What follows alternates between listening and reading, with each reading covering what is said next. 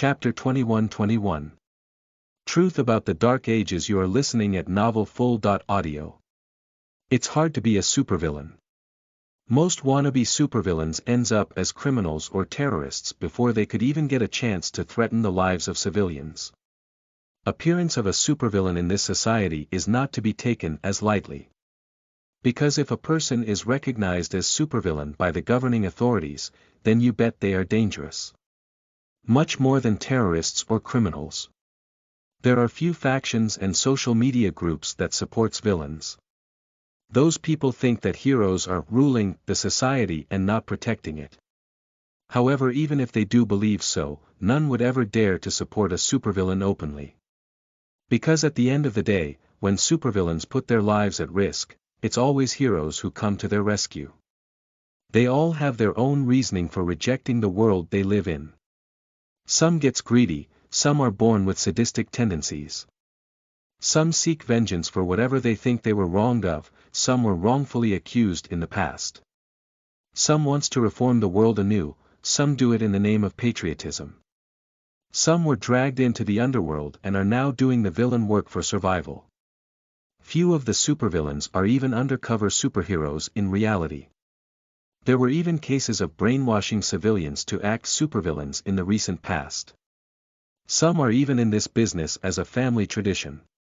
Point is, there are many reasons for a person to become a supervillain.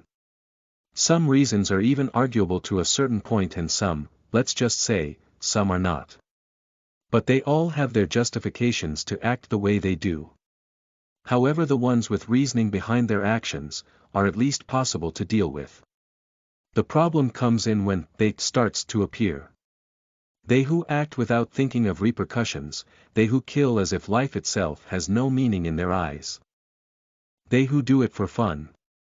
Sheer insanity, are the only words that could describe their way of thinking. And when these said insane supervillains possess strong powers or sharp intelligence, or in the worst case, both, they are dubbed as megavillains. Right now Sam was sitting on a sofa in a dimly lit room. His index finger tapping the wooden hand rest akin to a clock ticking.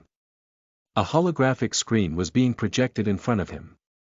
It was coming from his mobile screen that was lying face up on the center table. The screen had a new blog open on it.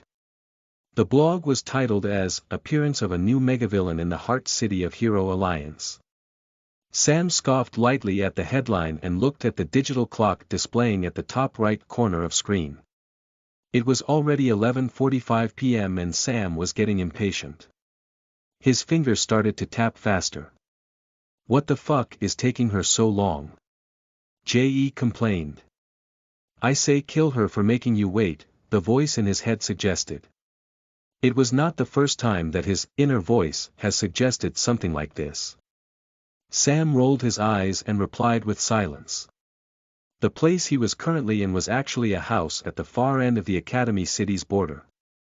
He had mind-controlled the owner into giving him the house keys and ordered him to travel outstation for a few months. Right now he was sitting in the drawing room. Growing impatient, he got up from the sofa and was about to go play with his newfound toy. However, before he could, he heard a knock from the main door. Finally. He went into the hallway and placed his hand on doorknob of the main door. With a click sound he turned it and opened the door. Sam, it's you, warehouse, why am I here? I don't remember. The silver-haired girl from the other side said, clearly startled by her situation. Kiera, calm down and come in. Sam casually said and opened the door wider. Come in. Sam, what is this place and why am I here? I don't remember, this doesn't make any sense. Sam placed a hand on her mouth and spoke again with violet glowing eyes. Calm down. Upon hearing those words, Kiera felt a sudden waves of calmness surging through her mind. Good, now come in. Where were you? I asked you to come here 20 minutes ago. Father, I was in Melbourne. That is now Academy City, which is in Australia. You asked me to come here in 20 minutes. Not only I traveled from Australia to America in under half an hour, I also had to search where the place here is. Oh come on Anthony. You can far surpass the speed of sound, don't rant and don't make excuses for falling behind in your regular training. That is so not the point. You didn't tell me what place here is. You just mentioned come here, what is here? How would I know where here is? Quit wailing like a virgin, Anthony. Never mind, that was a low blow, after all you are a virgin PFTT. Dad, I'm having hard time here controlling myself to not punch you at the force of a bullet train.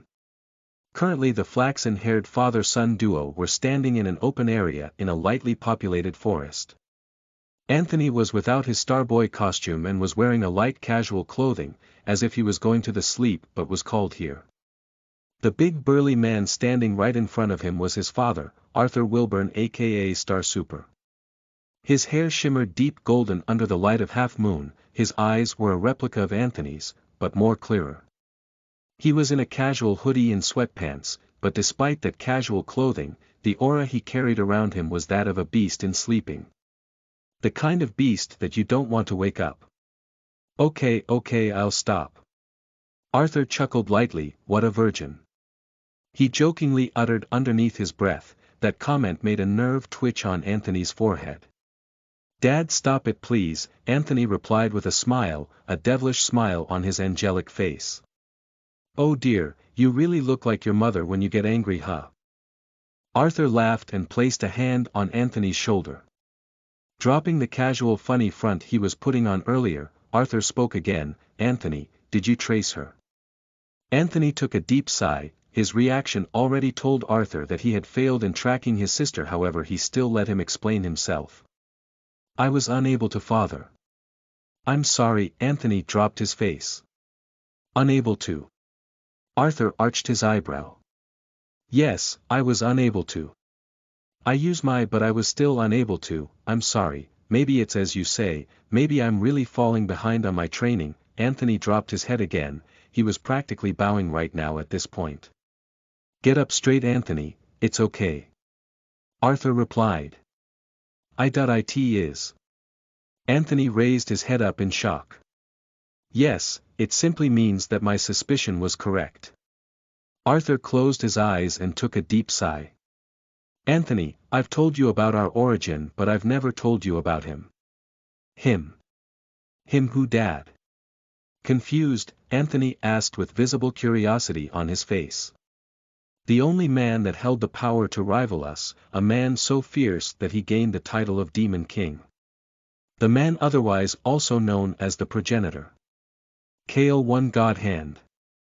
Arthur replied, traces of regret and even fear slightly appearing on his face as he said his name. Kale. Yes, I've heard about the Progenitor.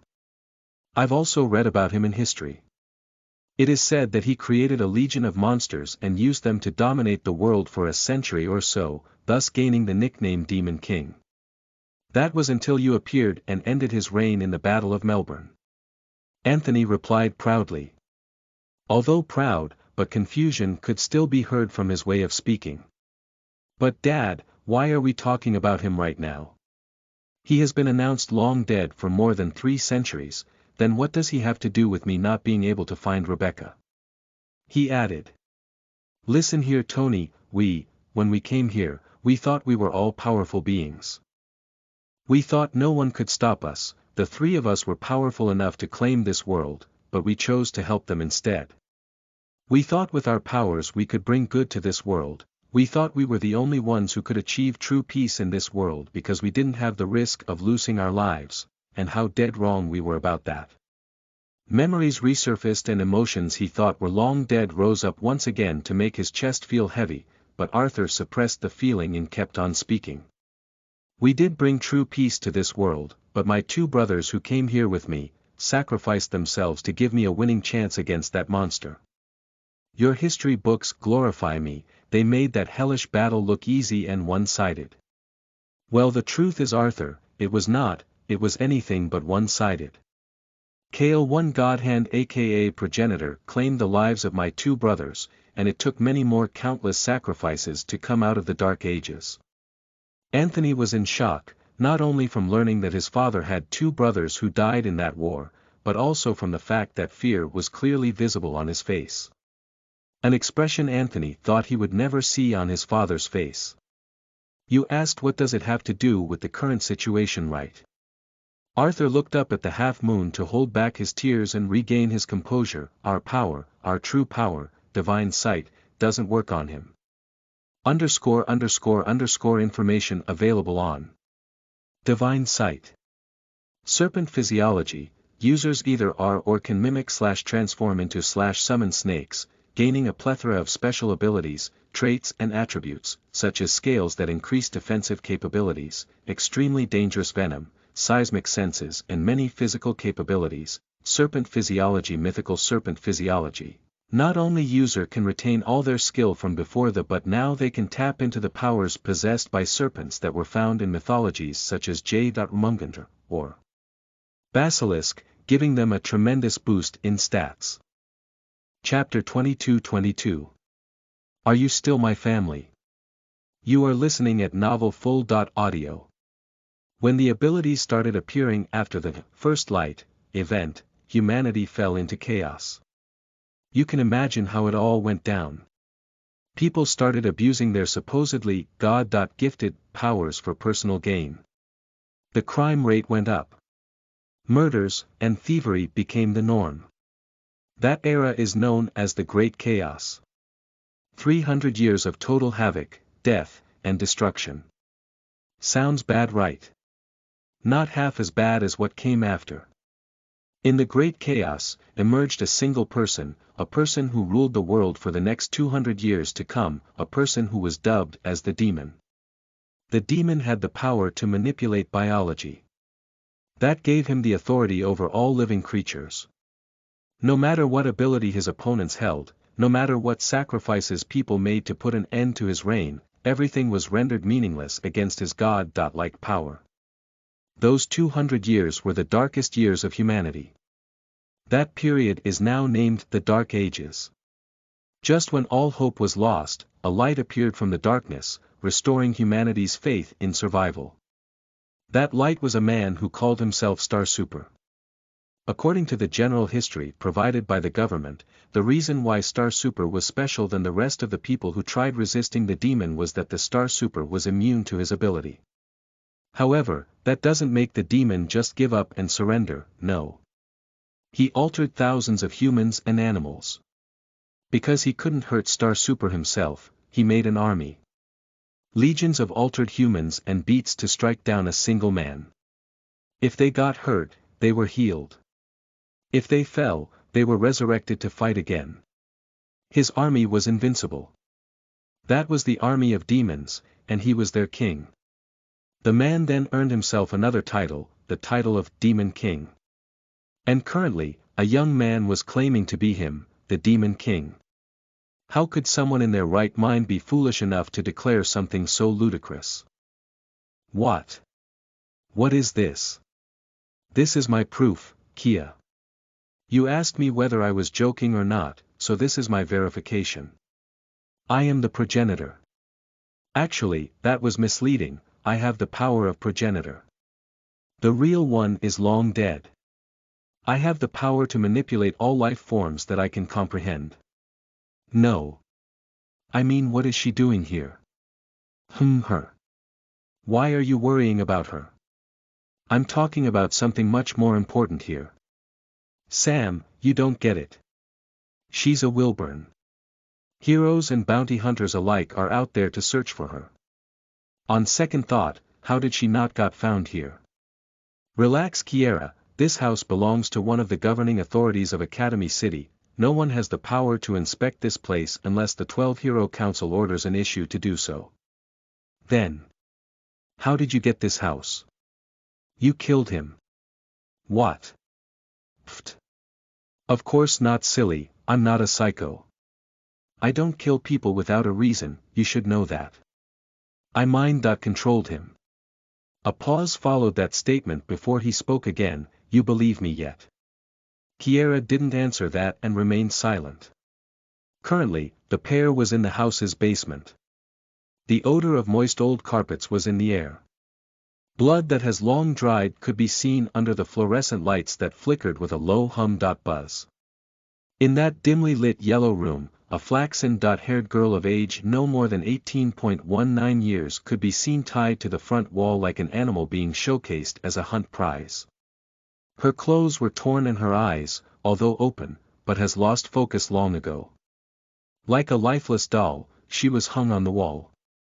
One could only tell the kind of torture she had to suffer up until now. Do you pity her?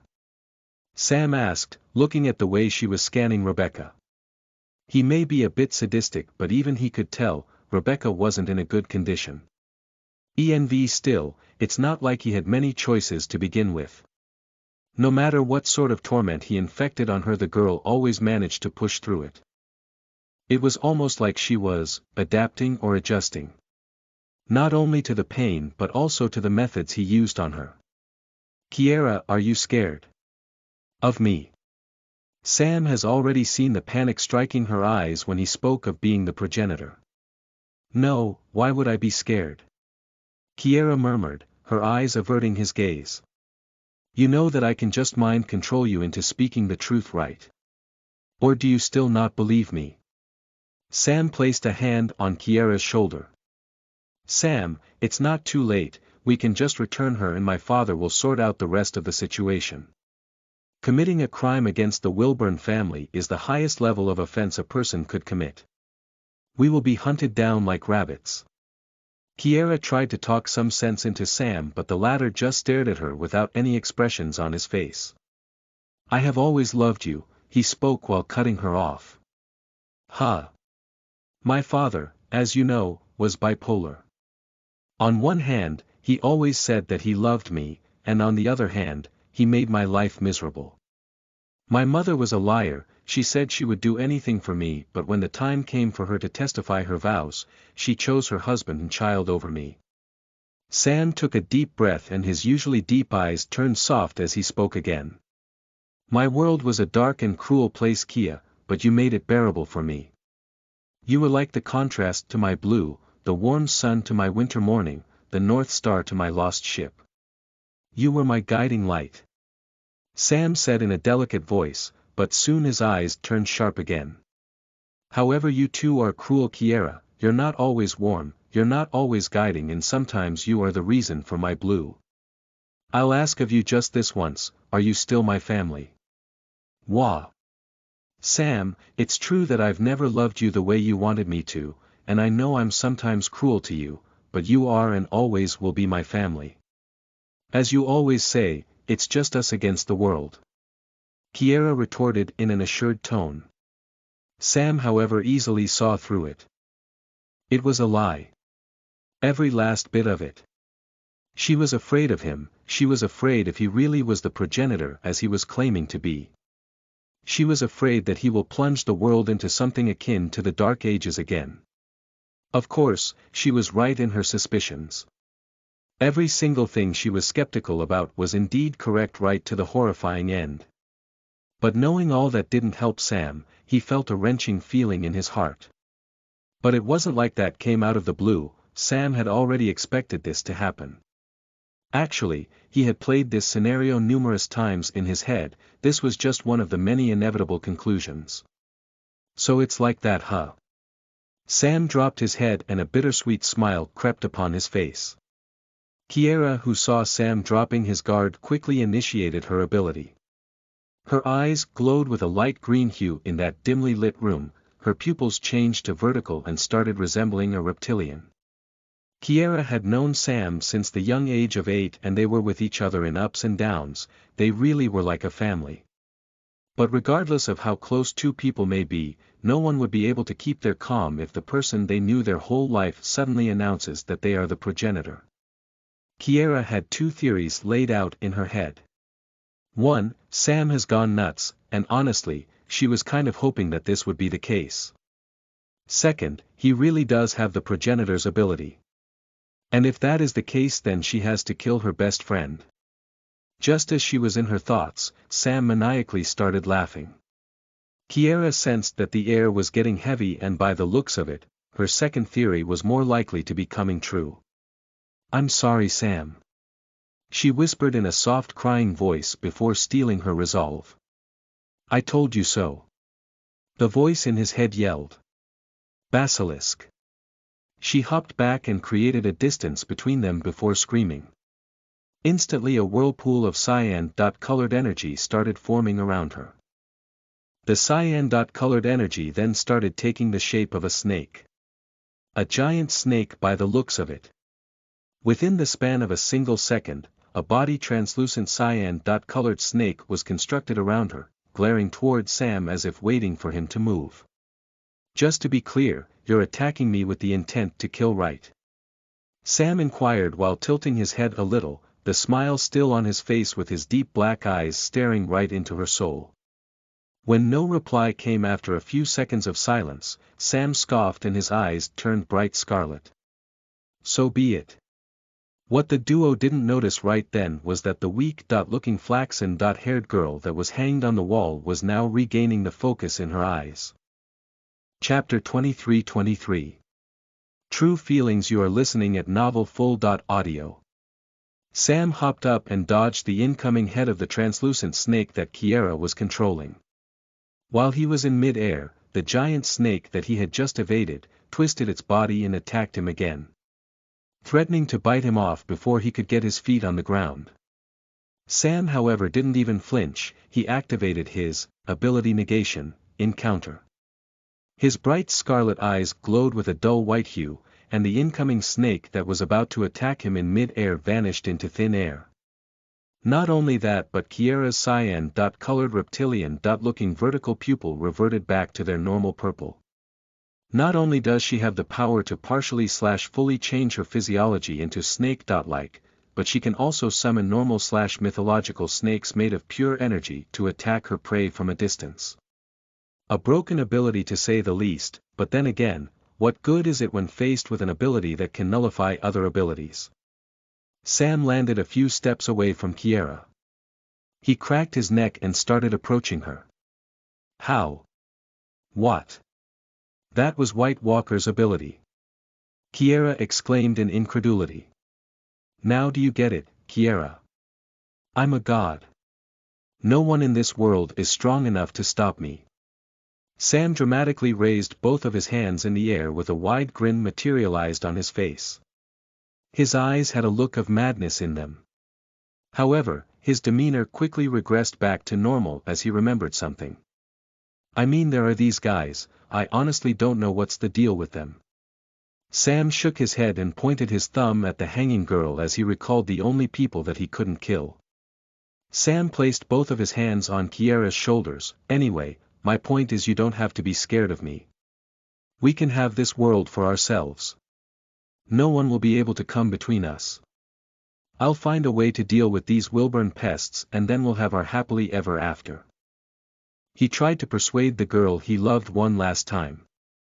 He wanted to rule the world, but he also wanted her to be by his side. It was his only dream since as far as he could remember. Kiera instantly jerked his hands off her shoulders and lunged back. Sam, please don't talk like a deranged person, it's still not too late. Just hand her over and surrender. You know as well as I do, how dangerous is Progenitor's power. If you really have them, then just surrender. Please, this world won't be able to endure another cataclysm like the Dark Ages. Kiera pleaded, but her eyes sharply watching his every movements. What? What are you even talking about? Why do you care about the world and stuff? You should only care about me. It wasn't the world that stuck with you through your nonsense. It was me. Why the fuck would I care about the world going down in flames if I were to do what I want to? Sam grimaced and spoke in clear anger. However, he quickly calmed himself down, but Kiera slowly took a step back after seeing how erratic Sam was behaving. She had no doubt in her mind that he truly was the progenitor as he was claiming after the earlier display of his power. Not only he was able to dodge Kiera's barrage of snake assaults, but he also suppressed her ability. A feat only one superhero could do in history, and he was long dead. Sam, and what do you mean by surrender? Do you mean I should just get on my knees and let them kill me? I may be the progenitor, but I never asked for it. Sam yelled before taking a deep breath and started massaging his eyebrows. I thought that my father was wrong. I thought if anyone could love me even if I belong from the bloodline of the demon, it would be you. I see now that I was wrong. How can I ever expect you to love me now when you never did? Kiera took another step back as the atmosphere in the basement started getting heavier. The eerie aura Sam was radiating was replaced by pure killing intent.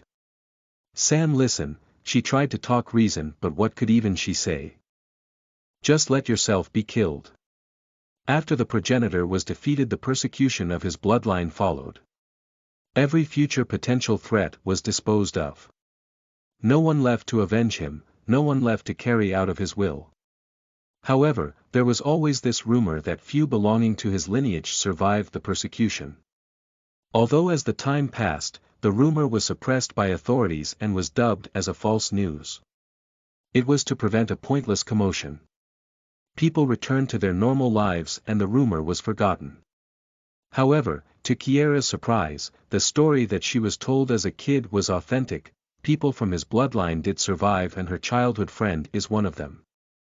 Not only one of them but also the holder of his power. Kiera gritted her teeth and clenched her fists. Yes. She mumbled.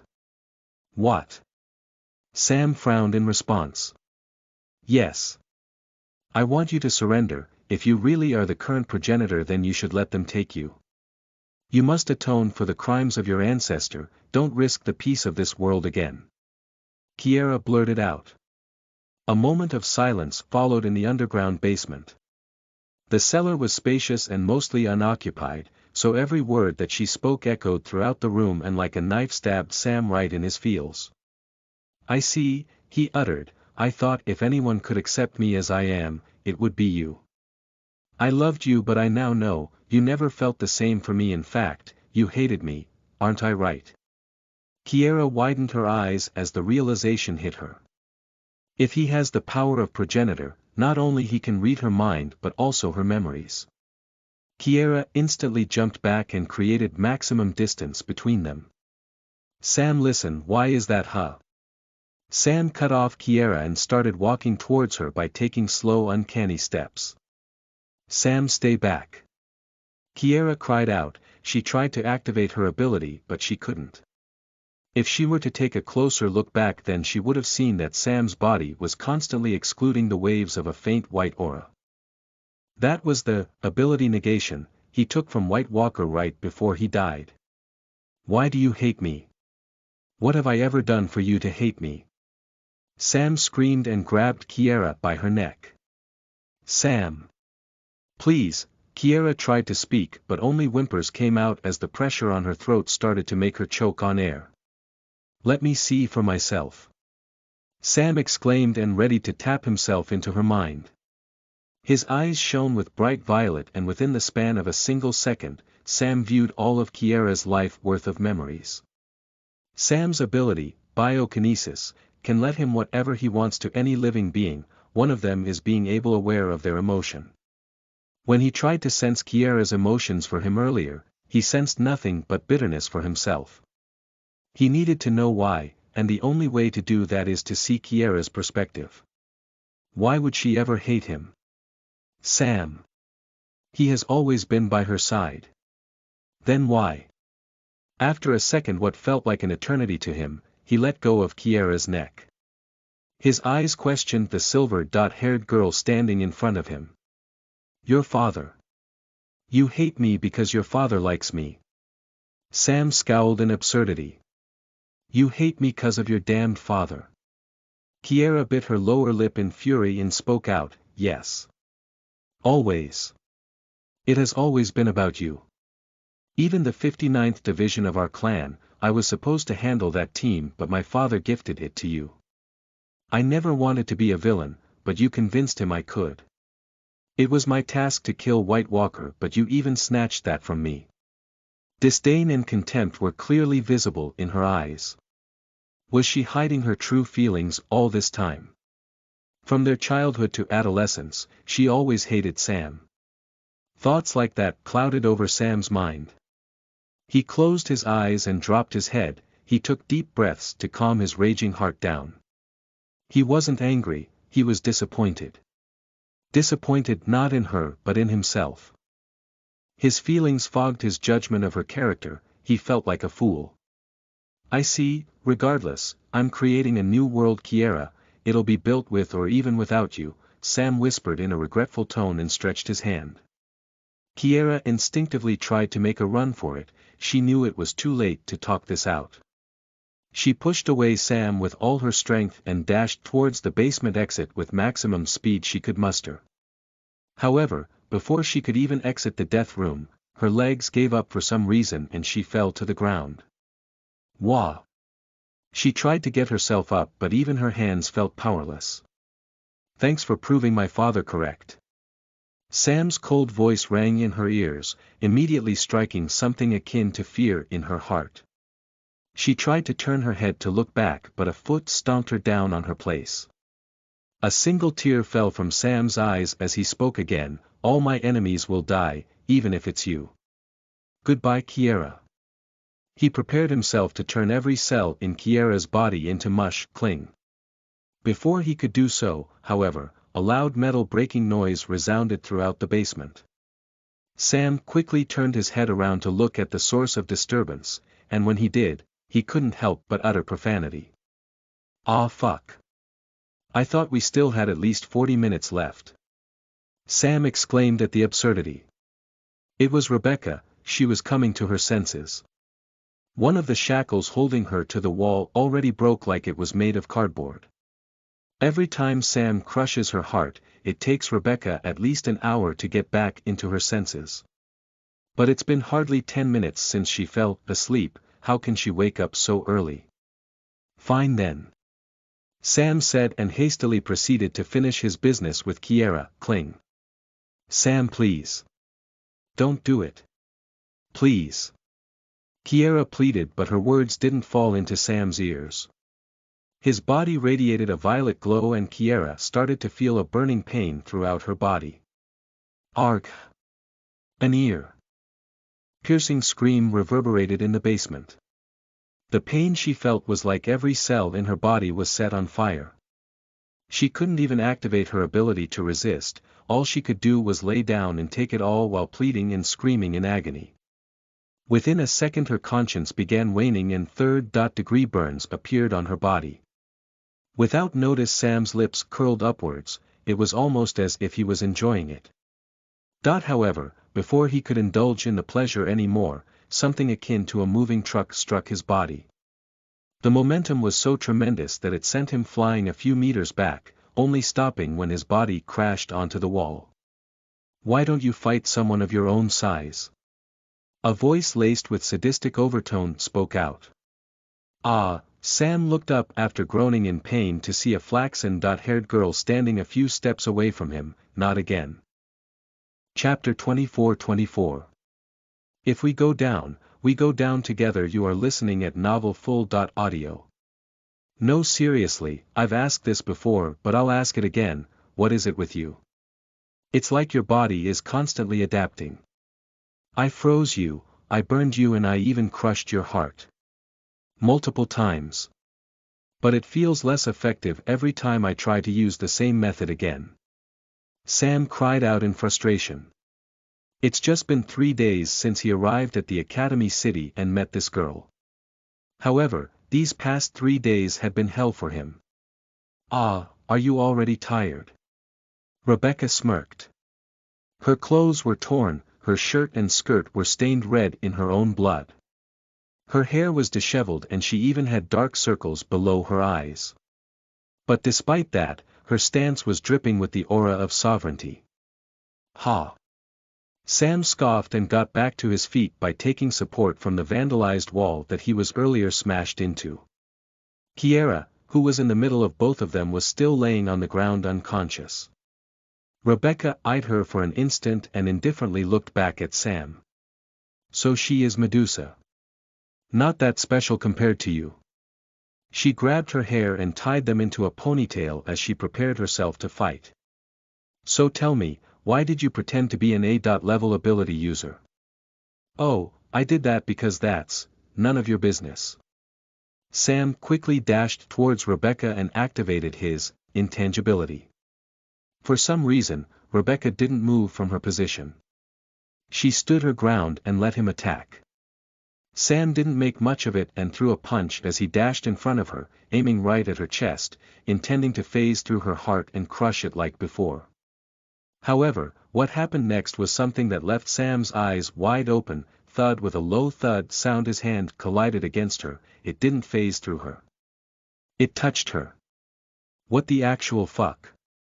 That isn't a decent place for a guy to touch a lady, you know. So mind removing your hand from there, Rebecca said with a smug look. In the next moment, she grabbed Sam by his head and twisted his neck. A soundless groan escaped his mouth as he fell onto the ground lifelessly. I know you aren't dead, and I know this wasn't you, so why don't you stop playing and come out? Rebecca rolled her eyes with an excited smile. Huh, aren't you getting cocky for someone who tried to run away from me? Sam's voice resounded throughout the basement. He was suppressing his presence to appear invisible. Ha! Yeah right, what about you though? Remember screaming, die, and then dying instead the next moment? Rebecca returned the mockery, her eyes scanning every inch of the cellar they were in. There was nothing to hide behind, so a surprise attack wouldn't be practical. That just means it'll be a direct assault. Come on Samuel, why are you afraid to strike? Waiting for me to drop my guard? Not gonna happen. Rebecca. As soon as she heard a familiar voice calling her out from behind, she turned around instantly. Brother. Rebecca widened her eyes as she saw a familiar flaxen-haired boy standing in front of her, but at that moment she realized that she has dropped her guard. Before she could even react to her mistake, like a blade clad in lightning, her brother used his hand to pierce Rebecca's gut. However, before the ordeal could be completed, Rebecca's golden eyes turned red as she activated her heat vision. 2 light lasers melted their way into her brother's head, seizing his life on the spot. It wouldn't work on me twice, Samuel, come out and fight me head on if you want to. Rebecca barked, clearly furious from her tone. Fine then. A vicious voice replied to her challenge. Rebecca got herself ready and began to activate her heat vision. Once again, her eyes turned radiant red. As if waiting for that cue, dozens of Sam appeared all around the basement out of thin air. All of them rushed towards the light golden-haired girl and began attacking her with well-prepared moves. Tisk duplication. Rebecca clicked her tongue while dodging the incoming barrage of clones' attack elegantly. After a few seconds of carefully observing their moves, all the while avoiding every last one of them, she shot twin lasers from her eyes to cut down every last one of Sam's clones with a precise display of control over ability. Fine then. If you don't want to come out, then I guess I'll blow this whole place away. Rebecca spoke in frustration, and a dull white light began enveloping her. Before the light could get any brighter, however, she felt as if something was about to stab her from behind. In a flash, she reached out and grabbed something imperceptible. It didn't take her long to figure out what, or rather, who she was grabbing. Without giving him even a moment to retaliate, Rebecca threw a punch with all the strength that she could muster in her weakened state. Sam quickly turned off his presence concealment, and activated his sub-ability, dermal armor, as soon as he could. An exoskeleton began to form on his body, ripping the dark black T-shirt that he was wearing. However, before the exoskeleton could manifest itself entirely, a punch with a speed comparable to that of a bullet train landed on his belly, sending him crashing towards a wall. Ironically, Sam crashed on the very same wall that he had used to shackle down Rebecca earlier. Gasp. A crack was formed in the wall and a loud gasp escaped his mouth as he coughed violently. He tried to get up, but he couldn't muster any strength in his waist muscles. Damn age? He asked with a cracking voice. Lungs smashed, minor fractures on the spine, and all motor control lost in the right hand. Commencing regeneration. Although it didn't stop there, before he could recover from the impact, Rebecca disappeared and appeared right in front of him. Ah, done already. But the playtime is just beginning. Rebecca displayed the same sadistic smile that Sam has the tendency to while he tortures his prey. Shall we break the limiters? The voice in his head asked in distress. It won't matter, my biokinesis doesn't work on her, so what's the use of taking off my limit? Before he could even finish his discussion, a fist landed on his face. The speed of that punch was enough to put a hole through a mountain, if not for Sam's bio-augmentation that he activated on the last second, his face would be all mush by now. But that doesn't mean he didn't take any damage from it. Blood was coming out of his eyes, nose, and ears. He had lost all vision in his eyes and hearing in his left ear. He had already cut off his pain receptors so that he won't feel the hellish pain that would have followed that punch. However, his hell was far from being over right now. Rebecca grabbed him by the neck and lifted him up. You look exhausted. Let's go out for a swing, shall we? It'll help you refresh. Rebecca playfully spoke and took off from the ground like a rocket. She used Sam as a shield against all the ceilings. The house was 5 floors high and 2 floors down. She made him crash through 7 ceilings in total before they broke through the final roof of the house. As soon as she exited the dwelling, she broke the sound barrier and flew upwards with a phenomenal speed. Ag! Sam screamed in suffering as he felt the G.force that was being applied to him. If he had his pain receptors active, he would have also felt his back burning by the wind resistance. As soon as they reached the 90,000 feet height mark, Sam felt them stopping. When his vision returned to him, he found himself floating in the sky. He was being held by his neck. In front of him was the flaxen-haired girl that he had grown so much familiar with these past few days. Below him were clouds, indicating that he was far above the 45,000 height mark. Around him was a clear black starry night sky. Isn't it beautiful? By your surprise reaction, I guess you've never been this high. Can you even fly? I wouldn't be shocked if you can, haha. Look around you, Samuel, this is what freedom looks like. But you and me, we both aren't truly free, are we? Rebecca inclined her head with a light smile, but that light smile soon turned inhumane. Now down we go. As soon as she said that, they started falling. Once again she broke the sound barrier, but this time they were even faster compared to when they were flying up. Sam was way out of breath to even scream at that point. In a few seconds, they were up above the very same house that they were in before. At the very same spot from where they took off, Rebecca slammed Sam down on the floor. It may very well have been recorded as the biggest chokeslam in history if there would have been any witnesses of it. Boom. With a loud impact, a crater was forged and Sam was there at its epicenter.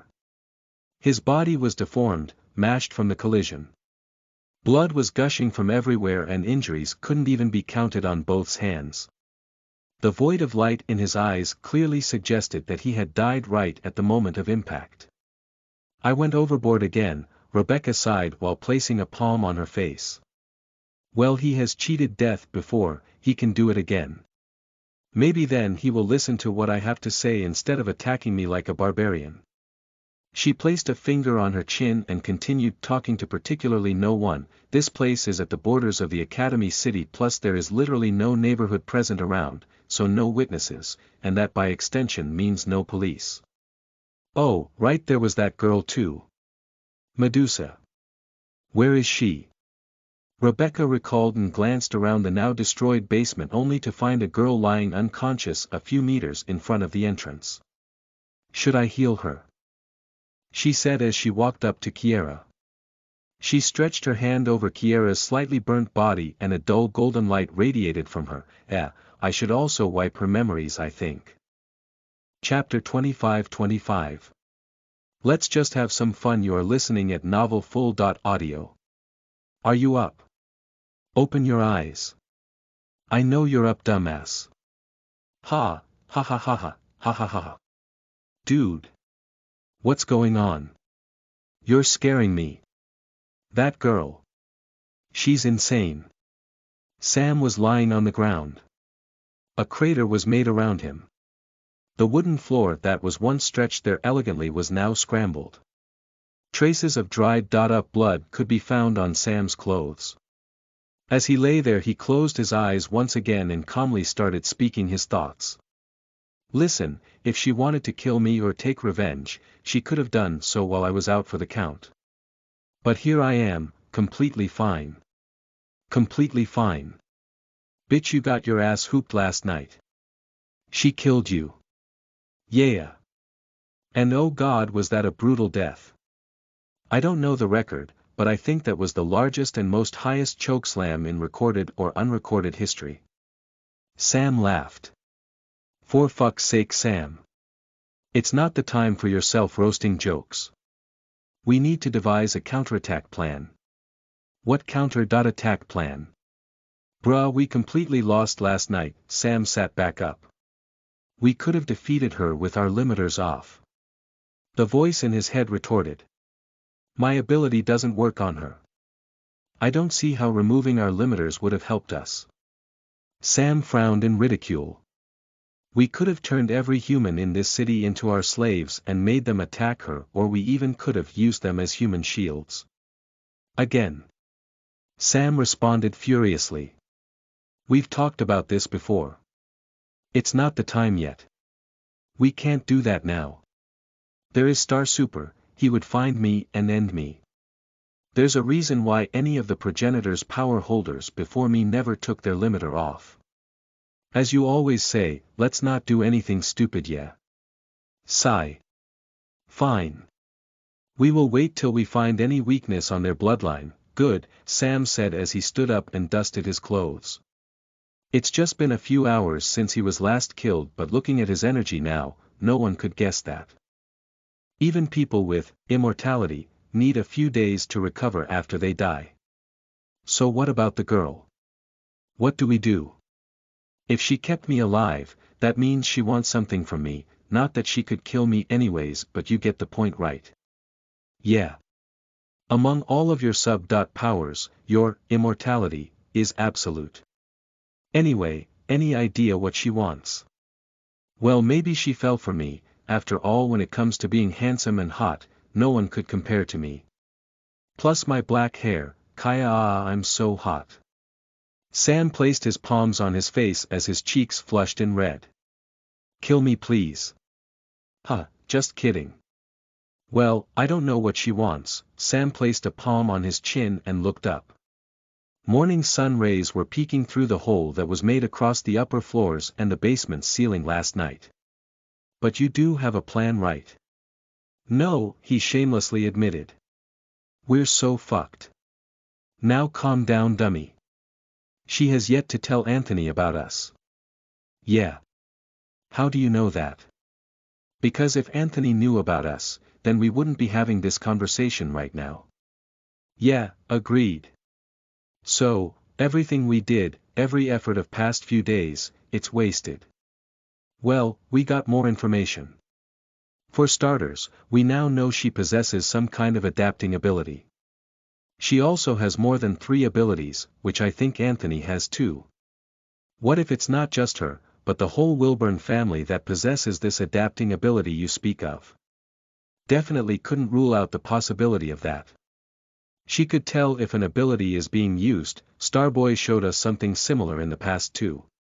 Maybe this one is also unique to them. Damn these Wilburns. What the fuck are they? A stepping stone. That's all they are. Sam scoffed. His eyes on the other hand were filled with determination. For now let's go. He said and started walking towards the exit door. After a few steps, he stopped in his tracks. Instantly he turned around and started scanning the whole place. What? Ah. Kiera, oh God. You're still clinging on to her. At least let her go now. She even tried to kill you. No, you idiot. I mean, where the fuck is she? I'm pretty sure I left her out cold right around there. Sam said as he pointed at a certain area. Wait. She has the regeneration ability as one of her many sub-abilities. Did she heal and run off? Ag fuck. A flaxen-haired girl was standing outside the classroom door for the warrior class. Hesitantly she put her hand on the doorknob and opened it slowly with a click sound. Click. A cool breeze from the air-conditioned classroom welcomed her as she went in and closed the door behind her. The classroom was more crowded than she originally remembered. It's because she only attended the class on the first day. Deciding to blend into the crowd, she slowly took steps towards an empty seat. Rebecca. Startling her, a hand grabbed her shoulder from behind. But at the sound of the familiar voice, she instantly turned around. "Brother?" she asked, her lips trembled and her eyes watered. "Is that really you?" she inquired in a trembling voice. However, the answer was not what she was expecting. Her brother tightened his grip around her and started dragging her out of the class. "Brother! Stop! You're hurting me." Only after they came out of the class into a comparatively less crowded corridor did Anthony let go of her hand. He then manifested a sound barrier around them and proceeded to speak. "Where the fuck were you? You know I have to watch over you, right? You should be happy that Illuminati didn't find out about your disappearance, or else we would have a much bigger problem on our hands right now." "Brother, shut up, Rebecca!" Anthony yelled again, losing his calm. Rebecca didn't answer and just looked down. Seeing this, Anthony massaged his eyebrows before going for a hug. Wrapping his arms around her in his embrace, he calmly apologized and calmly asked a question. "I'm sorry, Rebecca," he spoke in a regretful tone. "Was it the progenitor?" "Dad said he has returned." A few seconds of silence followed next. Seeing this, Anthony asked again. "Rebecca, tell me, was it the progenitor? Why didn't you come for me?" Rebecca answered in a low whimpering tone. "Rebecca, I did come. I tried to find you, but my divine sight didn't work. When I told Dad, he said our sights can't work on him. That means we can't keep an eye on him or take his powers. That's why I ask you, was it the progenitor? Because if yes, then it's bigger than us." Rebecca pushed Anthony back and gave him a fierce stare. "If only looks could kill. This is the third time you broke your promise.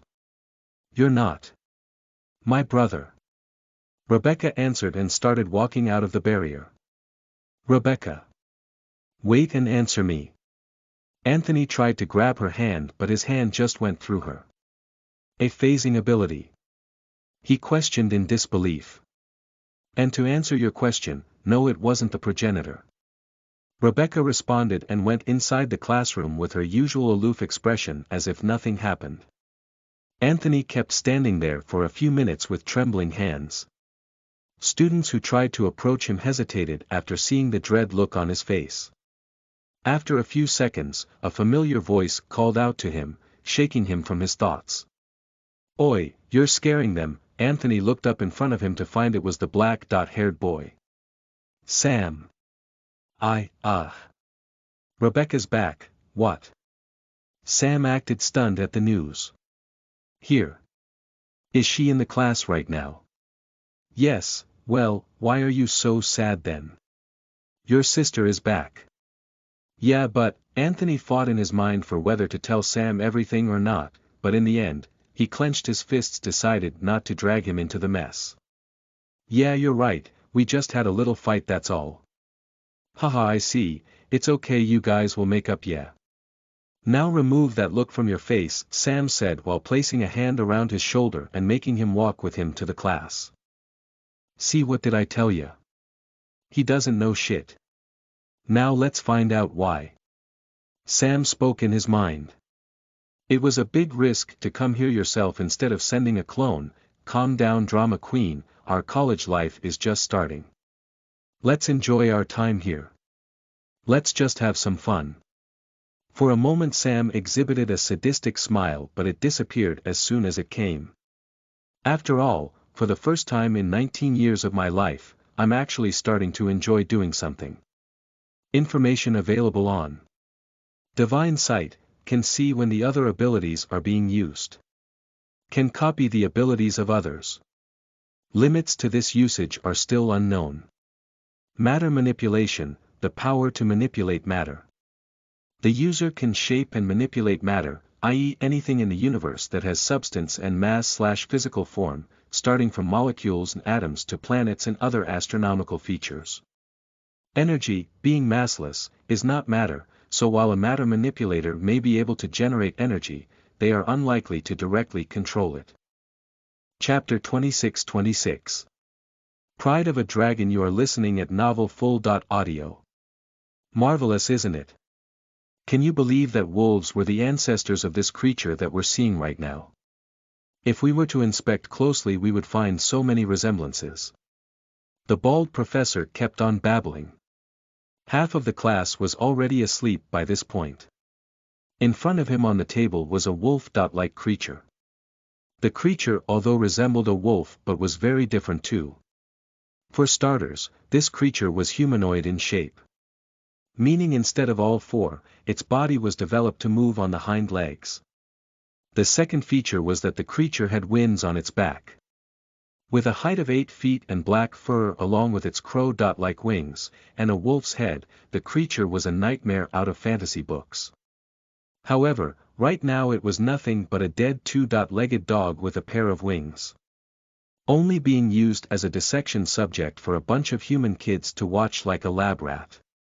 Professor Rick, we understand how marvelous that creature is now. You can move on. Besides, it is not like a mindless overgrown animal would be a threat to us, ability users, anyway. One of the students stood up and spoke after reaching the end of his rope. It's been 15 minutes since the bald professor started his lecture, but he has yet to talk about anything useful. Ah, is that so? Youngsters these days, TSK, clicking his tongue in frustration and disappointment, the professor stepped back and took off his lab coat. Do you all believe that you would be able to hold your own against these mutated beasts? He said as he surveyed the whole class. Of course, we can. I'm the strongest one here, so yeah, is this a joke? The reactions were exactly like what Professor Rick had expected. Since you all belong to the warrior class and you all are so confident in dealing with these beasts, why don't you guys give it a go? Professor Rick said with a smug look. Give what a go? One of the female students asked with a confused frown on her face. Come here and try to destroy it, cut it open, split it in two, burn it off, anything. But only use your abilities. The professor had a smirk on his face by this point. He gestured students to come forth and some of them took it as a challenge. How can they not? It's a dead beast and most of them all belonged to noble families. They were raised like royalties, they had their pride. And right now that pride is being threatened by a bald old man. The first one to accept the challenge was the red-haired boy sitting beside Sam. This motherfucker. Is he challenging me? Fine. Drake got up from his seat as he said that. Whoa, are you sure? Sam held him back by grabbing his hand, that is a, Hellwolf. A rank, A, no less, you won't be able to cut its hard skin easily with just your pyrokinesis, he added. Ha. Just watch me bro, it won't even take me a minute, besides it's about the pride of a dragon now. Completely ignoring what Sam said, Drake walked towards the table on which the creature was lying lifeless. Drake Dragonheart. Drake flipped his neck-long hair and introduced himself to the professor with an arrogant look. The professor scoffed internally and signaled him to proceed. Ah boy, the blonde girl who was sitting beside Drake sighed lightly. Maybe he can do it, Kiera, who was sitting just a seat in front of the couple spoke while shrugging her shoulder. An A rank. I'm not underestimating Drake's ability, but that's way out of his league. Dead or alive, it will be hard for him to burn that corpse with just basic moves. Anthony, who was sitting beside Kiera, commented. True, Robin replied with a wary voice. You think she remembers? No, Sam replied to the voice in his head as he stole a glance at Kiera. He then shortly eyed Rebecca, who was sitting far away from their group, before quickly returning his eyes to Drake. I think she made her forget, she can do that. Who knows? There's so much I have yet to know about this fucking family. Ablaze, as soon as Drake spoke, tendrils of fire started emerging from his hand. Like a karate chop, the red-haired boy struck the lifeless body of the wolf-like creature. However, contrary to what he had imagined, which was the creature getting split in half, nothing happened. Fu, he, the whole class tried their best to suppress the laughs, but it was impossible for them to do so. Mighty Dragonheart family. Their fire can even split oceans in half. And here he was, the next generation master of the family of dragons. Unable to even cut open a dead beast with his fire. Drake's face turned red. In embarrassment or in anger, no one knew. Elder Fire. He shouted as he stretched his hand over the dead creature. A fireball manifested over his open palm before its shape turned into something else. A dragon. A small one though, not as big as on the day of the entrance exam. With a wingspan of 3 meters and a body length of 1 meter, the dragon let out a mighty roar. Roar! Are you fucking kidding me? One of the students shouted in the reticule. Everyone was in disbelief too. Elder Fire was the signature move of the mighty Dragonheart family. A dragon purely made of fire. It is said that the first Dragonheart almost defeated the progenitor with this move once. It was a sign of destruction. A call of demolition. And he's using his family legacy for this. The absurdity. Stop it. Are you insane? Few students tried to stop him, but it looked like the red-haired boy has already passed the point of reasoning. The professor said nothing. He just smiled and flicked his fingers. Instantly a semi-translucent barrier was manifested around the red-haired boy. Go ahead, this will be more than enough to absorb any impact. As soon as the professor gave him the green light, the dragon roared once again. Roheaware. After a loud ground-shaking roar, the dragon spread its wings and bit the creature's carcass. Nothing happened. After a few seconds, one of the students was about to open her mouth when boom. A loud explosion sound reverberated throughout the class as the round barrier that was made around Drake now looked like a ball of fire, like a dull sun. Even though they were outside the barrier, they could feel the heat. In fact, the temperature rose so much that most of them started to sweat even though the air conditioning was working fine. Robin got up from her seat in worry, but the professor just gestured her to sit back down. He's fine, Robin, Anthony said, his crystal-like golden eyes were glowing with a bright golden hue. After a few minutes of disbelief and anxiety, the fire inside the barrier started to subside. It was all black smoke now that was blocking the vision. The bald professor snapped his finger and the barrier disappeared into thin air, releasing all the black fog that was inside. Few of the students instantly got up to open the windows. However, when the smoke cleared, they were left stupefied. Even Drake, who had all of his upper clothes burned, stood there with eyes widened in disbelief.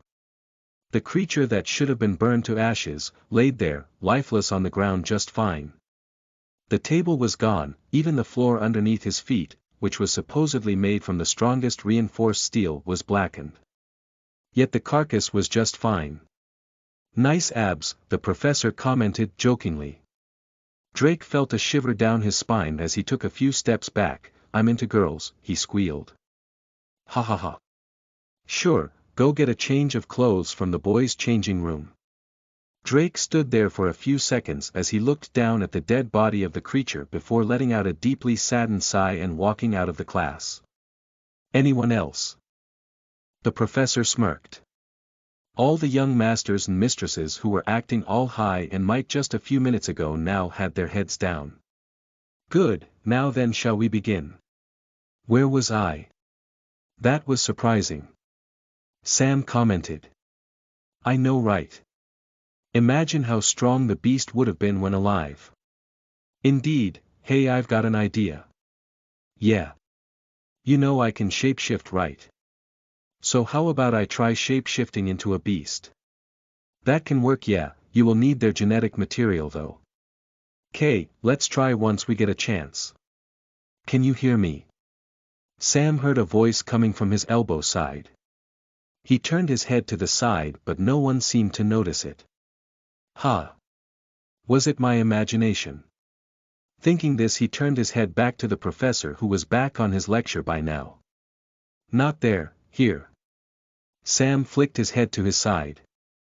Everyone was now serious and busy taking notes. No one seemed to notice anything. "Am I finally going insane?" he whispered to, particularly no one. "No, I heard that too." "Not there, look here." Sam frowned his eyebrows before slowly turning his head towards a certain direction. "There you go." With a worn-out expression, Sam let out a deep sigh. "This is one-way telepathy. Meet me at the terrace after this." Rebecca spoke to Sam directly through his mind. "Or else," she added with a wicked smirk on her angelic face. Chapter 27. Let me show you how the boss does it. You are listening at novelfull.audio. -2 hours earlier, isn't it beautiful? The weather, I mean. Not as beautiful as you love. Ah, if you weren't such a creep I might have considered dating you, and if you weren't a Wilburn I might have considered. Nah, I wouldn't have even known your existence then, haha. Rebecca could only sigh at that response. She knew it was true, but still. She eyed Sam one more time from head to toe. It's just been a day since she killed him, yet here he was, standing in front of her as if nothing happened. "Interested in me?" Sam said with a smirk. "Yeah, right," Rebecca rolled her eyes. "Tell me, are you the progenitor?" "Whoa, I'm impressed, Rebecca." Sam widened his eyes in surprise. "Let's say if you're right, then what?" "If you're right, then I would apprehend you and alert my brother." Sam could only scoff at that response. He didn't need any mind-reading to know it was total bullshit. "Rebecca, if you wanted to do that you would have done that already." Rebecca sighed again. To be honest, she has fought this man in front of her many times. She was even tortured by her, but none of that scares her as much as his insight does. "Yeah, you're right. I know, I'm always right. Although I need to know why I'm right. What is it that you want from me? What is the price I have to pay for you sparing my life even after all the awful stuff I did to you?" Sam tilted his head and waited for Rebecca to answer. "All the awful stuff. Do you think what you did to me was awful?" "Ha!" Rebecca scoffed. "What you did to me was not even half as bad as what my own father did to me. That brings me back to why I didn't let out your secret. I want you to kill my father." "What? I'm sorry, what?" Sam couldn't help but curl his eyebrows at the ridiculous situation that has presented itself. "My father, he has been brainwashing my brother and me since childhood. I managed to escape his control, but my brother isn't so lucky. Anthony still believes every single word he says. I can't kill him alone, since all my powers come from him. He can take it any time he wishes to. That's why I need you." Although Sam couldn't use his mind-reading on her, just by her earnest voice he could tell what she was telling him was true. But it was still too early to believe her. Besides, even if he does believe her, there are way too many variables in play. For starters, Rebecca wants her father dead. Sam wants that too, however. Rebecca wants to save her brother. Sam wants to gouge out his insides. They were not aiming for the same goal in the least. Why are you hesitating? Isn't that what you want? To kill my father? Of course, I want that, but I also kinda want to kill you and your brother, you know. Yeah, well. Can't let that happen. Any chance you can give up on that? Rebecca put on a sweet smile and asked adequately. Oh yes, you convinced me. Sam replied sarcastically, of course not. I thought we could work together, but... Before Rebecca could finish, Sam spoke up. But... we can work together till we kill him. Ha! I actually like that idea. Yes, I know. None of us alone could kill him. He has killed the King of Mars for God's sake. Sam said and stretched his hand for Rebecca to shake. Fine. I accept. We will work together until we kill Star Super. Rebecca took Sam's hand and shook it. But remember, yes, your brother won't know about this alliance, Sam spoke with an assuring smile. Smart, aren't ya? Rebecca smirked in satisfaction. Present, what does a hero need besides their strength and wits? The female teacher in lavishing red costume asked. A hero should be hot. Yeah, no, not a requirement, but okay, anyone else? A hero should be smart. That's what wits mean, you dimwit. Anyone else? A hero should not be a pedo. That. You know what? I won't even reply to that. A hero should be cool, he should be popular and should have a cool signature move. For once. A good answer for once. Yes, a hero should have a signature move and a finishing move. Why? Because that acts as a symbol. Yes. Like Star Super's Star Punch. Or like what White Walker had, Denial. Also, like Lightbringer's Final Light. All the students brimmed with excitement as they all started talking about their favorite hero's signature and finishing moves. Right now they were in the combat field as it was the practical combat period. A signature and a finishing move act as a symbol for a hero. It's what they are known for the most, besides their merch if they have one. A signature move could be anything. An attack, a move, or even a punchline.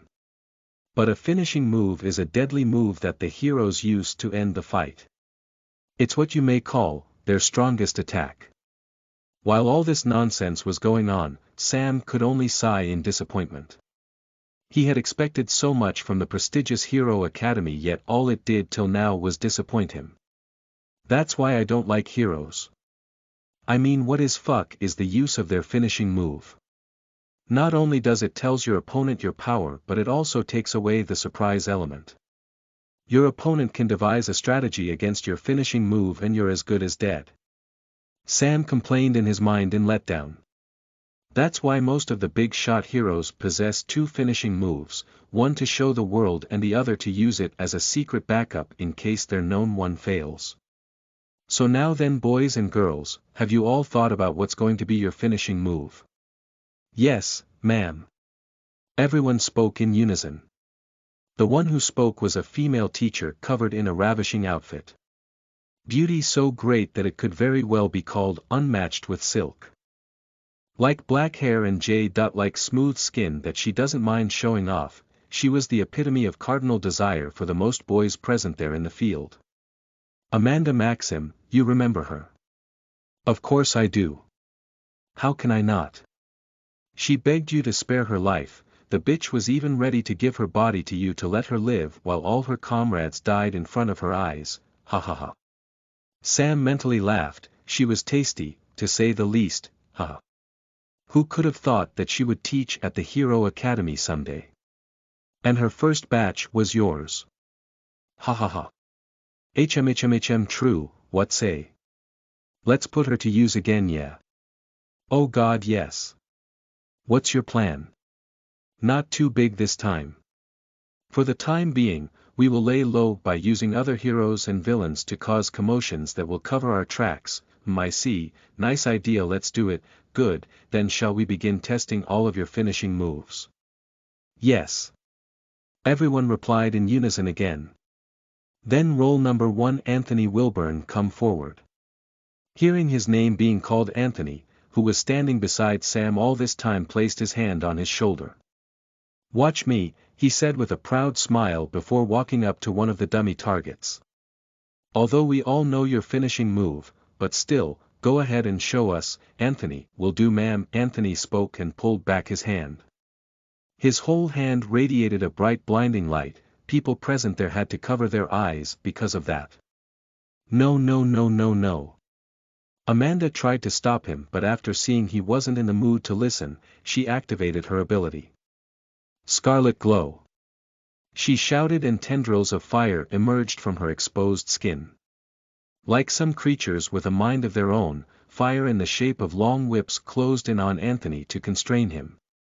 Star punch. Boom.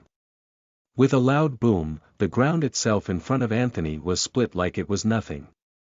And the target bunny? Well, its body was nowhere to be seen. Even the fire whips of the S+ level hero were demolished into embers of fire. Total destruction with but a single punch.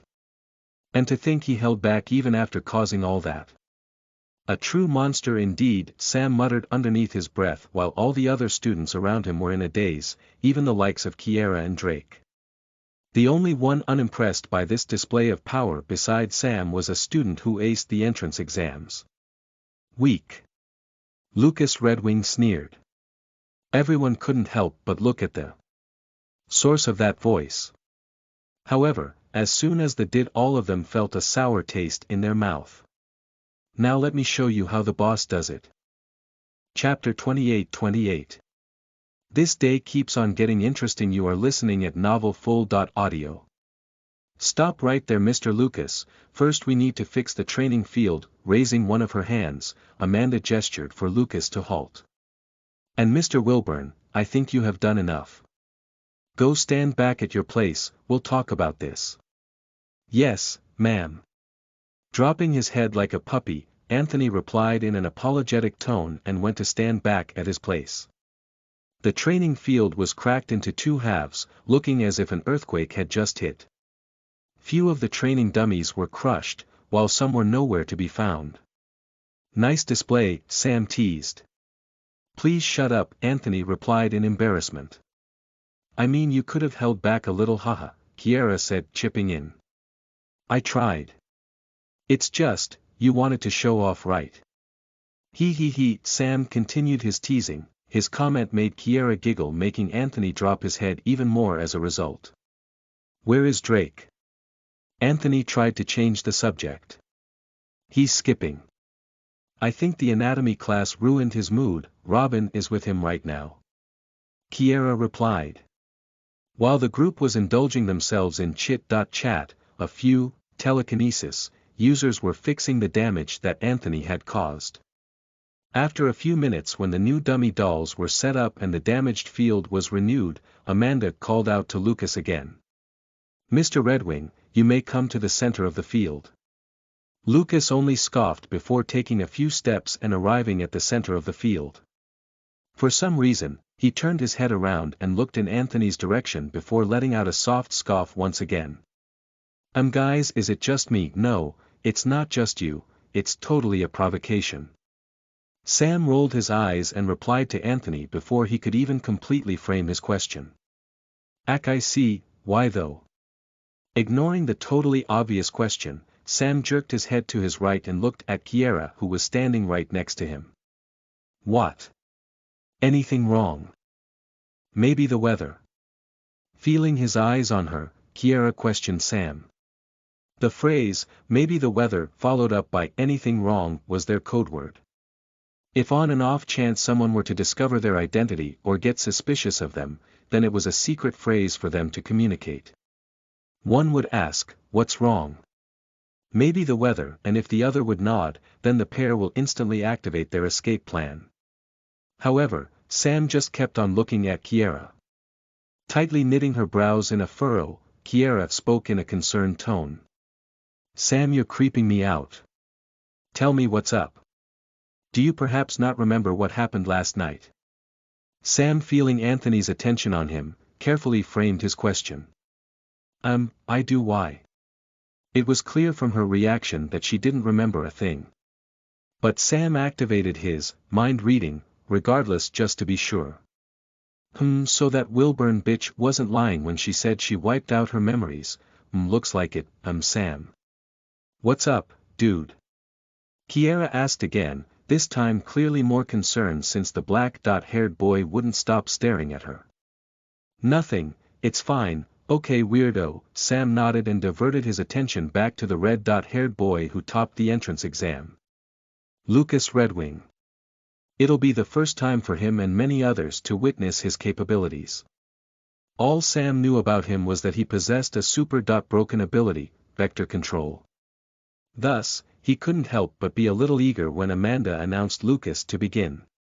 Lucas Redwing, show us your finishing MOV. Before Amanda could even ask him to begin, Lucas activated his ability.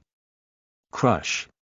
He shouted, and a bright scarlet hue enveloped his petite figure.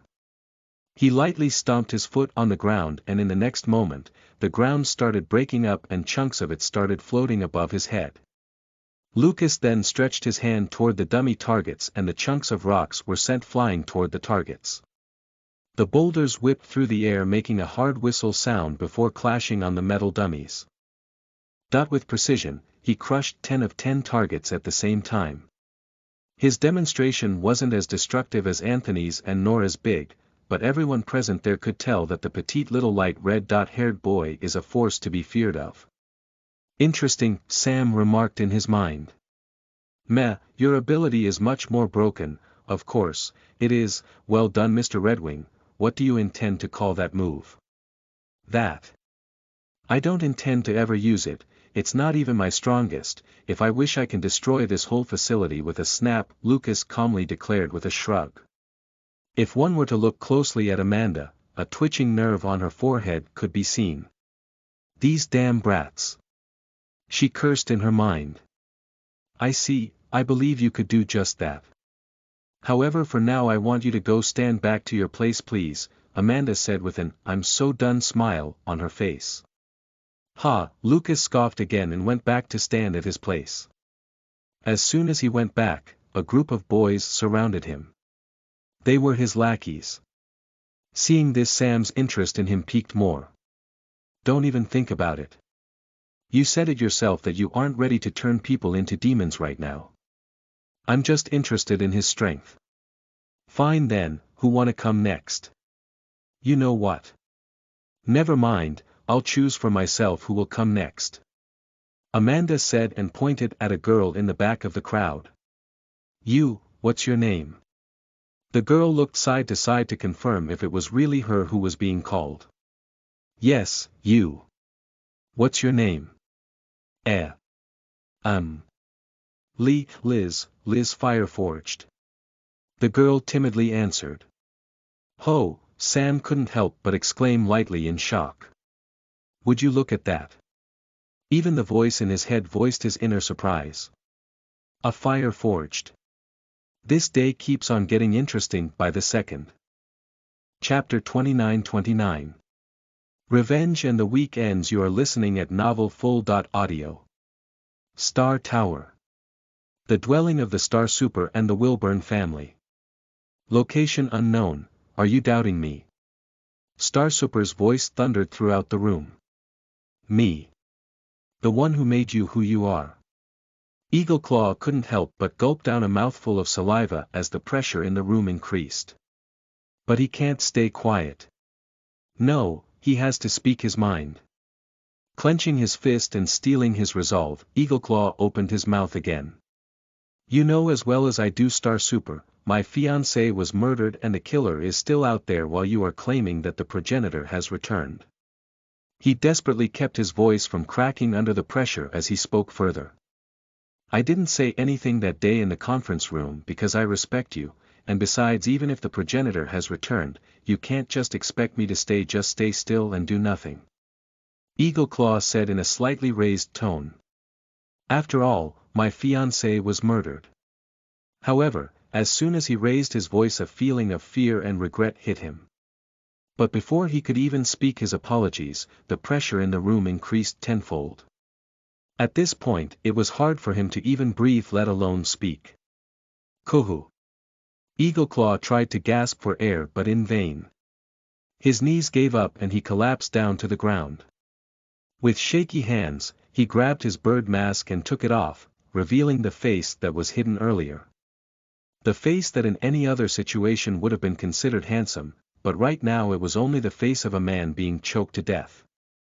F.O., forgive me, that's all he managed to blurt out before darkness started enveloping his vision. Give me your words that you won't investigate this matter of your fiancé's death any further, Star Super spoke. His voice was laced with fury and authority. Or I could just kill you right here. He wasn't bluffing. Eagle Claw knew that if he were to deny his words then he really would be killed. As generous and kind Star Super is, there is not a single person more dangerous than him in the entire world after all. I give my words, as if waiting for that cue, the pressure surrounding Eagle Claw dispersed. Gasp. A loud gasp escaped his mouth soon after as he was able to breathe again. Using his trembling hands as support, Eagle Claw got himself up from the ground to get on his knees. Stand. Only when Star Super asked him to stand did he dare to do it. I'm sorry. With his head down in shame, Eagle Claw apologized properly. It's okay. I know what you're going through, Star Super said as he got up from his couch and walked up to Eagle Claw to pat his shoulder. I've lost people I loved and cared for, to him too. However, you have to understand that there's a difference between you and him. A difference as great as heaven and earth. Star Super turned around and walked up to his minibar. He picked up a bottle of Barefoot Merlot wine and 2 wine glasses. If it's truly the progenitor then you can't win against him with your ability, Star Super spoke bluntly without holding back while pouring the contents of the liquor bottle into the 2 glasses. So. You expect me to just give up on revenge? Eagle Claw spoke. Yes. The reply was short and blunt, but for some reason, it stabbed through his heart like a knife. Will he never be able to avenge his fiancée? Is he that weak? Thoughts like those flooded his mind. If he can't even avenge his love then how is he supposed to become a hero for millions of people? What's his life purpose? While he was still drowning in his own misery, Star Super walked up to him with a glass full of red. Here, he handed the glass of wine to him before continuing, yes, I want you to give up. You're too weak as of now. Go back and don't get in my way. I will avenge your fiancé for you. Those words didn't do anything but caused Eagle Claw to inflict more self-loathing on himself. I see, Ag. The week is finally over. Kiera voiced her exhaustion while throwing her exhausted body onto the sofa. At least change your clothes first. Anthony couldn't help but smile at the silver-haired girl. No, I'm too tired. That finishing move show was exhausting. Sam, ask her to change her clothes. Anthony went to the black-haired boy for help. But it looks like Sam was busy in his own world of thoughts. Seeing this, Anthony decided to shake him by the shoulder. Yeah. Sam blurted out, clearly startled. Yeah, what? What's going on with you? Seeing her childhood friend in this state, Kiera asked in worry. You've been daydreaming very often these days, did something happen? Sam looked at Kiera for a second before replying, no, I'm okay. I should go back to my room. He lied. Every time he sees Kiera, all he could think about was that night. Her words still echo in his ears. He should just kill her but he was not allowed to do that by Rebecca. Honestly, it was frustrating. Sam does whatever he wants, and for the first time in his life, he was not allowed to do something. Boy, I can feel your frustration, the voice in his head spoke as soon as he entered his room. I must find his weakness, I can't live with the current situation. Sam slammed the door closed before voicing out his frustration. It feels like I'm being choked. I'm a god. I can't live on someone else's mercy. Ha ha ha ha. Hearing the voice in his head laugh, Sam couldn't help but frown. What's so funny? Answer. He clamored in fury. Oh, nothing. I just realized if you're this frustrated now, what will happen from tomorrow? What? What's tomorrow? Sam asked, his voice laced with confusion. You don't remember.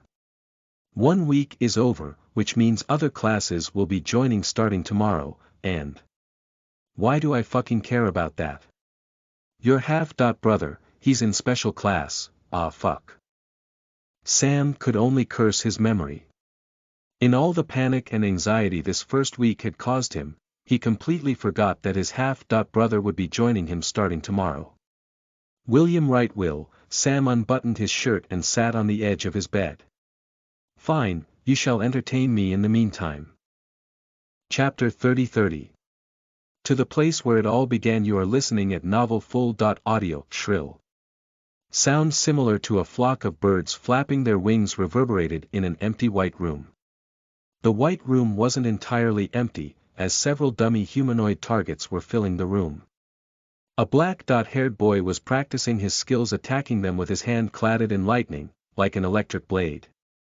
He was in a black t-shirt and gray joggers. His attire was loose enough to give him full flexibility over his movements. Why are you doing this again? Wasting your time like this? I mean, I'm not wasting my time, Sam replied while panting for breath in between his movements. You've seen it, how powerless I can be without my main ability. Cling. After piercing through his last target, Sam crouched on his knees and took a break to catch his breath. I can't feel that powerlessness again. When I asked you to start transmuting humans, you denied my suggestion. When I asked you to get that artifact from LA, you denied it again. And now you are here practicing the moves that will never work on Wilburns. If you ask me, it is a time waste. You don't understand it. I'm not ready for either of those things right now. I've explained this before. If I create an army now, Star Super will hunt me. And some goes for the artifact plan. Sam replied as he got himself up and walked over to a corner. He leaned his back on the wall and sat down on the ground with his legs stretched. The only thing I can do is wait. Wait for an opportunity to arrive, wait for a mistake to occur. Sigh. As you wish, it's your powers after all. Oi. Talking about mistakes, what about that blonde bitch? Sam knitted his eyebrows in a furrow. Ah, you mean Rebecca, what about her? What will you do about her? And hasn't she invited you to meet her today? Ah yes, I have to meet her in a few hours. Sam heaved a sigh after remembering his appointment. As for what to do with her, I'll use her. I have a plan in mind. Actually, from our position, I can execute multiple plans. It'll all depend on what she'll do today. What will be her move? It's true. From the day Rebecca asked him to join her in assassinating her father, Sam had started devising strategies to take full advantage of the situation. His back isn't up against the wall anymore. Rebecca won't kill him for now. Anthony doesn't know his real identity. The only thing that's itching him is Kiera. Thinking about her again. She is making me weak. Sam placed a hand on his face. I can see it now. If it wasn't for her, I would have been in the possession of that artifact long ago. Ha! You don't say. The voice in his mind mocked him sarcastically. It doesn't matter, I'll just have to focus on the task at hand. Sam slid down his hands a little to reveal his eyes while the rest of his face still covered behind his hand. And your task in hand is? Find anything I can use on Wilburns and manipulate Rebecca to fall in my palm. Sam's eyes glistened with determination as he voiced his goals. Good boy, there you are. A blonde-haired girl raised her hand to wave as soon as she spotted Sam. You know it's an offense to keep a lady waiting, right? Sam glanced at the monster of a girl calling herself a lady. She was wearing a loose-sleeve white top with skinny black jeans. Even Sam couldn't deny that she was looking beautiful with her crystal-clear eyes and lustrous blonde hair tied in a bun. However, he was unaffected by her beauty, unlike most people walking past her on the street as she walked toward Sam. You are certainly not a lady. Sam squinted his eyes in ridicule as she got closer. If you are forgetting, then let me remind you, you tried to kill me thrice. Sure, Rebecca's lips curled up into a smirk. It was only because you pushed me to do it. She added while shrugging innocently. Nerves were bulging out of his forehead by this point. However, he did his best to remain calm. He couldn't do anything against her anyway. Now then, shall we, said Rebecca as she lifted her hand for Sam to hold. This is not a date and I'm not going to hold your hand. Sam rolled his eyes. What is wrong with this bitch? She does understand that you tortured her, right? It's an act, she's being very careful of what she does or says. She doesn't want to slip up more than necessary information. Sam replied in his mind. It's true. The only reason Rebecca was being so casual was that she was keeping a tight leash on her tongue. After all, Sam is the progenitor. You can't be too cautious around him. And especially her, who has witnessed his mind in the battle before, she knows how dangerous Sam can be. If equipped with the necessary information, he'll raise hell. She was well aware that she was playing with a double-edged sword here. But that's how much desperate she is to kill her father. Fine killjoy. She commented with a pout and started walking. Sam soon moved his feet and started following her. Where are we going? He asked. Are you scared? Rebecca turned her neck and looked over her shoulder to tease Sam. No, but I won't follow you into a secluded area, Sam replied bluntly. Anywhere we go, it should be crowded. PFTT, hahaha. Hearing that unexpected reply from the black-haired boy, Rebecca couldn't help but chuckle. You sound like a girl. Ha ha ha. Are you that much scared of me? Ha ha ha. After having a full of her laugh, Rebecca wiped the tears from the side of her eyes and spoke. No, we aren't going to a secluded place if you are worried about that, Rebecca said earnestly before adding. Besides, does that even matter? If I wanted to kill you I could do it right here, or would have done so on the school's terrace. Sam clenched his fists at that response. She was right. As much as he wanted to retort, she was right. So where are we going? Sam controlled his quelling rage and asked in the calmest possible tone he could muster. Where, you ask? Rebecca looked back at Sam and tilted her head. To the place where it all began.